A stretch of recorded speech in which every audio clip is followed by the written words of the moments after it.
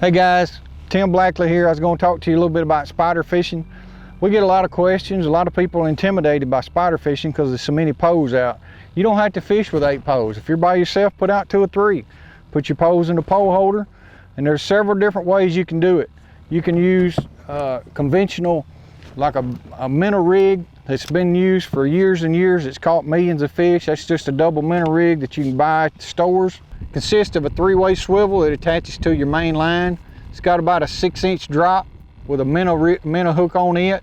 And then on the main body of your rig, you've got a whatever size weight you want. This is a 1/2 ounce, pretty common for us to use, especially on Kentucky Lake. And then on the bottom, you could add a jig, or this has got a hook on it, a minnow hook. So pretty easy to build. Just sit down at home when you got a few minutes and build you some, and they'll work real good on the lake. All right, this is another rig we use. 3-way at the top, hooked to our main body going to a reel. Sometimes we use a little bit shorter line at the top if we're slowing down, keep it from tangling up as bad. And a lot of times we just use a minnow hook on the top and slide a jig on there. One thing it does, it's a lot lighter than the jig head on that top, and it gives your minnow, if you're tipping with a minnow, some room to swim around. It gives them more freedom. This particular rig has a slip weight on it, and one reason why we do that, we can change them out real easy. Just untie it and put another weight on there if we want to go to a lighter or a heavier weight, and just a regular barrel swivel underneath that, and we can extend or shorten our line up however we need to. It depends on whether we're fishing brush or just trolling. And on the bottom, a 1/16 ounce jig head with a loop knot, tube, joker, anything like that on the bottom will work. Depends on what time of year you're fishing. But that's a pretty good rig you can build also at home. And this last one, pretty simple rig. It's just a single jig. If we're slow trolling in real shallow water or real heavy cover, we'll go to a single jig.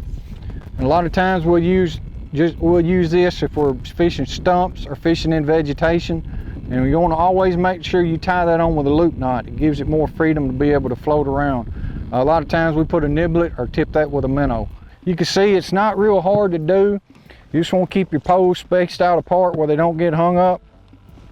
Another tip that I would recommend, if you're just getting started on spider fishing, don't start out with a 16-foot poles, which is what we got here.